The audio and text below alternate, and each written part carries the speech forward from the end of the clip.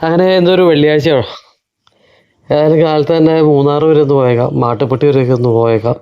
കുറേ നാളെ ഞാൻ ഒരു 1-2 പ്രാവശ്യമായിട്ട് കഷ്ടിയ മാട്ടുപ്പെട്ടി ഒക്കെ പോയിട്ടുള്ളൂ. ആദ്യമായിട്ടേ മാട്ടുപ്പെട്ടി പോയത് എനിക്ക് തോന്നുന്നു 1991 അത് പിന്നെ ഇരിക്കട്ടെ. അപ്പോൾ നാഷണൽ ഹൈവേ 85 യാത്ര തൽക്കാലം വീഡിയോ ഇപ്പോൾ തൽക്കാലം ഒന്നും വേണ്ടാന്ന് വിചാരിച്ചുകൊണ്ടിരിക്കുകയായിരുന്നു. ഊന്നൽ എന്ന് പറഞ്ഞ സ്ഥലം കഴിഞ്ഞിട്ടുള്ളൂ. അപ്പോഴാണിത് ഈ ഒരു മനോഹരമായിട്ടുള്ള കാഴ്ച, സൂര്യൻ ഉദിച്ചു വരുന്ന മലകൾക്കെല്ലാം അപ്പുറത്തോട് സൂര്യൻ ഉദിച്ചു വരുന്ന ഒരു കാഴ്ച. KSRTC ബസ്സിലാണ് എൻ്റെ യാത്ര എന്നതേം പോലെ തന്നെ. അപ്പോൾ ഇതിപ്പോൾ നേര്യമംഗലത്തേക്ക് എത്തിക്കൊണ്ടിരിക്കുകയാണ് നമ്മൾ. നേര്യമംഗലം പാലത്തിൻ്റെ കാഴ്ചകളിലേക്കാണ് നമ്മൾ വന്നിരിക്കുന്നത്. പഴയ തിരുവിതാംകൂർ മഹാരാജാവായിട്ട് ഉദ്ഘാടനം ചെയ്ത പാലമാണ്. എനിക്ക് തോന്നുന്നു അന്നത്തെ അമ്മ മഹാറാണിയായിരുന്ന സേതുലക്ഷ്മി ബായി തമ്പുരാട്ടിയാണ് ഈ ഒരു പാലം ഉദ്ഘാടനം ചെയ്തതെന്നാണ് എനിക്ക് എൻ്റെ ഓർമ്മയുള്ളത്. കറക്റ്റായിട്ട് എനിക്ക് ഇപ്പോൾ ഓർക്കുന്നില്ല. ഇതിൻ്റെ ഒരു പ്രശ്നം എന്താണെന്ന് വെച്ചിട്ടുണ്ടെങ്കിൽ ഇതിക്കടെ ഒരു വണ്ടി കഷ്ടി കടന്നു പോകുള്ളൂ. ബസ്സാണെങ്കിൽ ഒരെണ്ണം കഷ്ടി കടന്നു പോകുള്ളൂ. 2 കാറ് കഷ്ടി അങ്ങോട്ടും ഇങ്ങോട്ടും കടന്നു പോകും. പക്ഷേ ഒരു ബസ് ഒരു കാറ് നിന്നാൽ തന്നെ ഭയങ്കര പ്രശ്നമാക്കണ്ടില്ലേ. അതായത് ഇതിനോട് തൊട്ട് ചേർന്ന് തൊട്ട് താഴെ തന്നെ പുതിയ പാലത്തിൻ്റെ പണി നടക്കുന്നുണ്ട്. അതുപോലെ ഈ നാഷണൽ ഹൈവേ 85 ഒരുപാട് റെനോവേഷൻ വർക്കുകൾ നടക്കുന്നുണ്ട്. ഏതായാലും കുറച്ച് നാൾ കഴിയുമ്പോഴത്തേക്കും ഒരു 1.5 കൊല്ലത്തിനകമൊക്കെ നമുക്ക് ഇതിലെ വീതി കൂടിയ റോഡിലൂടെ നമുക്ക് യാത്ര ചെയ്യാമെന്നാണ് എനിക്ക് തോന്നുന്നത്. അന്ന് തന്നെ ആ പാലം ഉദ്ഘാടനം ചെയ്തതിൻ്റെ ഓർമ്മയ്ക്കായിട്ട് ഒരു കല്ലിട്ട റാണിക്കൽ എന്ന് പറഞ്ഞ ആ ഒരു വളവ്, ഇത് വളരെ പ്രസിദ്ധമാണ് കേട്ടോ. മിക്കവാറും ഇതിൽ ഒരു പ്രാവശ്യമെങ്കിലും ഈ ആലുവ മൂന്നാർ റോഡിൽ, പഴയ ആലുവ മൂന്നാർ റോഡാണിത്. അതിനുശേഷം ഇത് കൊച്ചി മധുര ഹൈവേ ആയി. ഇപ്പം അത് കഴിഞ്ഞ് രാമേശ്വരം വരെ പോകുന്ന ഹൈവേ ആയി. ഏതായാലും ഇവിടുത്തെ പണികൾ വളരെ ദ്രുതഗതിയിൽ തന്നെയാണ് നടന്നുകൊണ്ടിരിക്കുന്നത്. അതിൻ്റേതായിട്ടുള്ള കുറേ കാര്യങ്ങൾ റോഡിൽ പണികളും അതുപോലെ പണികൾക്ക് സംബന്ധമായിട്ടുള്ള യന്ത്ര സാമഗ്രികൾ, അതുപോലെ ടിപ്പർ ലോറികൾ, വലിയ വലിയ ലോറികൾ ഒക്കെ റോഡിലുണ്ട്. വളരെ മനോഹരമായിട്ടുള്ളൊരു കാഴ്ചയാണ് നമ്മൾ ഇപ്പോൾ കടന്നു പോയത്. ചീയപ്പാറക്കുത്ത് എന്ന് പറയുന്ന ആ ഒരു ചെറിയ വെള്ളച്ചാട്ടത്തിൻ്റെ കാഴ്ച.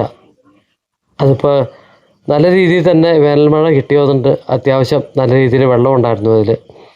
അത് കഴിഞ്ഞ് പോകുമ്പോഴും ഈ റോഡിലെ പണിയുടെ കാഴ്ചകൾ തന്നെയാണ്. അതുകൊണ്ട് തന്നെയാണ് ഒരു വീഡിയോ എടുക്കാമെന്ന് തന്നെ വിചാരിച്ചത്. കാരണം പഴയ ആലുവ മൂന്നാർ റോഡ് അല്ലെങ്കിൽ പഴയ നാഷണൽ ഹൈവേ 49 വീതിയല്ല ഇന്ന്. ഏതായാലും ഈ പണി കഴിയുമ്പോഴത്തേക്കും ഇന്ത്യയിലെ തന്നെ ഏതൊരു മലയോര റോഡിൻ്റെ അത്രയും തന്നെ ഒരു വീതിയിലും ഒക്കെ അടിപൊളിയായിട്ട് തിളങ്ങാനുള്ളതാണ് വരും വർഷങ്ങളിൽ നമ്മുടെ മുമ്പ് ഈ നാഷണൽ ഹൈവേ 85. ഇപ്പോഴത്തെ പുതിയ പേര് അതാണ്. ഈ പുതിയ നരേന്ദ്രമോദി സർക്കാർ വന്നതിന് ശേഷം മിക്കവാറും എല്ലാ ഹൈവേയുടെയും നമ്പറുകളും പേരുകളൊക്കെ മാറ്റിയിട്ടുണ്ട്. ആ കൂട്ടത്തിൽ നമ്മുടെ നാഷണൽ ഹൈവേ 49-നും ചെറിയ മാറ്റങ്ങൾ, പേരിനും മാറ്റങ്ങൾ വന്നു.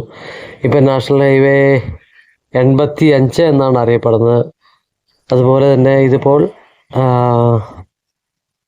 കൊച്ചി രാമേശ്വരം ഹൈവേ എന്നൊക്കെയാണ് അറിയപ്പെടുന്നത്. ഇത് പക്ഷേ ഇത് വേറെ ഏതോ ഒരു സ്ഥലം വരെ തമിഴ്നാട്ടിൽ ഞാൻ നേരത്തെ പല പ്രാവശ്യം പറഞ്ഞിട്ടുണ്ട് ഈ ഒരു ഹൈവേയുടെ കഥ പറയുമ്പോൾ. അവിടം വരെയുണ്ട്. ഏതായാലും നമ്മളിപ്പോൾ അടിമാലി ബസ് സ്റ്റാൻഡിലേക്ക് എത്തിയിരിക്കുന്നു. അപ്പോൾ തൽക്കാലം ഈ ഒരു വീഡിയോ നമ്മൾ മൂന്നാർ വരെയുള്ള കാഴ്ചകൾക്കായിട്ടാണ് ഉദ്ദേശിക്കുന്നത്. കാലത്തെ അടിമാലിയിൽ നിന്ന് പോന്നു. അടിമാലി ബസ് സ്റ്റാൻഡ് ഒരു 10 മിനിറ്റ് 15 മിനിറ്റോളം അവിടെ കിടന്നു വണ്ടി. അത്യാവശ്യം എല്ലാവരും ഒരു ചായ കുടിച്ചു. അപ്പോൾ അത് കഴിഞ്ഞ് വീണ്ടും ഉള്ള യാത്രയിൽ ആ റോഡിലെ ജോലികൾ നടക്കുന്ന കാഴ്ചകൾ. കാലത്ത് തന്നെ ഏകദേശം 8 മണി കഴിഞ്ഞിരിക്കുന്നു ഇപ്പോൾ സമയം. അപ്പം അതുകൊണ്ട് തന്നെ റോഡിൽ അത്യാവശ്യം പണിക്കാരൊക്കെ വന്നു കഴിഞ്ഞിരിക്കുന്നു. 3-4 സ്ഥലത്ത് ചെറിയ രീതിയിലുള്ള ബ്ലോക്കുകൾ, മിക്ക സ്ഥലങ്ങളിലും ടിപ്പറുകൾ വന്ന് ലോഡ് ഇറക്കുന്നതിൻ്റെയും അല്ലെങ്കിൽ അങ്ങനെയുള്ള എന്തെങ്കിലുമൊക്കെ കുറേ പണികളൊക്കെ നടക്കുന്നതുകൊണ്ടുള്ള ഒരു പ്രശ്നങ്ങളൊക്കെ ബ്ലോക്കുകളൊക്കെ ഉണ്ട്. ഇതിപ്പോൾ ഇന്ന് വെള്ളിയാഴ്ച ആയതുകൊണ്ട് കുഴപ്പമില്ല. നാളെയൊക്കെ ആണെങ്കിൽ മിക്കവാറും ഈ റൂട്ടിലൊക്കെ നല്ല രീതിയിലുള്ള ബ്ലോക്കായിരിക്കും. അപ്പോൾ അതുകൊണ്ട് നിങ്ങൾ മൂന്നാറിന് വരുന്നവർ ഇട ദിവസങ്ങളിൽ വരാൻ ശ്രമിക്കുക. കാരണം എന്താണെന്ന് വെച്ചിട്ടുണ്ടെങ്കിൽ ശനി ഞായർ ദിവസങ്ങളിലേക്ക് ഇനി അടുപ്പിച്ചുള്ള അവധി ദിവസങ്ങളാണ് വരുന്നത്. അപ്പോൾ ഈ റോഡൊക്കെ നല്ല തിരക്കായിരിക്കും. നമ്മുടെ സാധാരണ റോഡുകളിൽ കൂടെ എങ്ങനെയെങ്കിലും കുത്തിക്കയറ്റിക്കൊണ്ട് പോവാം എന്നുള്ളതും ഇച്ചിരി ബുദ്ധിമുട്ടാണ്. ഇത് കണ്ടില്ലേ, വളരെ ദ്രുതഗതിയിൽ തന്നെ പണികൾ നടക്കുന്നുണ്ട്. പക്ഷേ ഈ പണികൾ, ഈ യന്ത്ര സാമഗ്രികളൊക്കെ മിക്കവാറും റോഡിലേക്ക് ഇറക്കി വെച്ചൊക്കെയാണ് അവർ ജോലികൾ ചെയ്തുകൊണ്ടിരിക്കുന്നുള്ള കാര്യം നമ്മൾ പ്രത്യേകം ഓർമ്മയിൽ വേണം. മൂന്നാറിലേക്ക് വരുന്ന വണ്ടികൾ പ്രത്യേകിച്ചും കേരളത്തിൻ്റെ ഏത് ഭാഗങ്ങളിൽ നിന്ന് വന്നാലും ഈ ഒരു ഭാഗം ടച്ച് ചെയ്യാണ്ട് നമുക്ക് അങ്ങോട്ട് കടന്നു പോകാനേ പറ്റില്ല. അല്ലെങ്കിൽ പിന്നെ അപ്പുറം ആനച്ചാൽ വഴിയുണ്ട്. പക്ഷെ അതിനേക്കാളും ഒരു ഹൈവേ എന്നുള്ള രീതിയിൽ യാത്ര ചെയ്യാൻ കൂടുതൽ തിരഞ്ഞെടുക്കുക ഈ ഒരു വഴി തന്നെയായിരിക്കും. അപ്പോൾ അതിൻ്റെ ബുദ്ധിമുട്ടുകളും കൂടെ ഒന്ന് കാണിക്കാൻ വേണ്ടിയിട്ടാണ് ഞാൻ ഈ വഴിയിലെ പണികളുടെ കാഴ്ചകൾ ഒന്ന് കാണിക്കുന്നത്. കാരണം കാര്യം നല്ല രീതിയിൽ വളരെ സ്പീഡിലൊക്കെ പണികൾ നടക്കുന്നുണ്ട്. പക്ഷേ നമുക്ക് ജസ്റ്റ് വണ്ടി 2 ബസ്സുകൾ വന്നാൽ തന്നെയൊക്കെ കടന്നു പോകാനായിട്ട് ഭയങ്കരമായിട്ടുള്ള ബുദ്ധിമുട്ടുകളുണ്ട്. അപ്പോൾ അതുകൊണ്ട് തന്നെ നമ്മൾ പരമാവധി ശനി ഞായർ ഒഴിവാക്കി. കാരണം ശനി ഞായർ ദിവസങ്ങളിൽ ഒരുപാട് വളരെയധികം വണ്ടികൾ ഇവിടെ വരികയും ബ്ലോക്കായി പോവുകയും ചെയ്യുന്ന സംഭവങ്ങളുണ്ട്. അപ്പോൾ അത് നമുക്ക് ഒഴിവാക്കുന്നതിന് വേണ്ടി, കാര്യം ശനി ഞായർ എന്ന് പറയുമ്പോഴത്തേക്കൊക്കെ അവധി ദിവസങ്ങളാണ് എല്ലാവർക്കും. പക്ഷേ ഈ മൂന്നാർ യാത്രയിലാകുമ്പോൾ നമ്മൾ ഇത്തരം കാര്യങ്ങളൊക്കെ ജസ്റ്റ് ഒന്ന് നോക്കണം. കാരണം അതിമനോഹരമായിട്ടുള്ള കാഴ്ചകളാണ് നമ്മളെ കാത്തിരിക്കുന്നത് മൂന്നാറിൽ.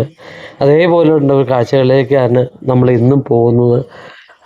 മാട്ടുപ്പെട്ടി, അതുപോലെ കോവിലൂർ, മാട്ടുപ്പെട്ടി ഡാമിൻ്റെ കാഴ്ചകൾ, തന്നെ കുണ്ട്ര ഡാമിൻ്റെ കാഴ്ചകൾ, അവിടുത്തെ വ്യൂ പോയിൻ്റിൻ്റെ കാഴ്ചകൾ. അതായത് ഞാൻ ജസ്റ്റ് ഒന്ന് പോയിച്ച് വരിക മാത്രമേ ഉള്ളൂ. വ്യൂ പോയിൻറ്റിലേക്കൊന്നും ഇറങ്ങി പോകാൻ എനിക്ക് സമയം കിട്ടുമെന്ന് എനിക്ക് തോന്നുന്നില്ല. പറ്റുകയാണെങ്കിൽ ബസ്സിന് തന്നെ തിരിച്ചു പോകണം എന്നുള്ള ഒരു ഉദ്ദേശത്തോടുകൂടിയാണ് ഇരിക്കുന്നത്. ഏതായാലും മൂന്നാറിൻ്റെ കാഴ്ചകൾ വന്നു തുടങ്ങി. മിക്കവാറും കുറേ മൂന്നാറിൻ്റെ കാഴ്ചകൾ എന്ന് പറയുമ്പോൾ ഏറ്റവും കൂടുതലായിട്ടുള്ളത് തേയില ചെടികളുടെ കാഴ്ചകൾ തന്നെയാണ്.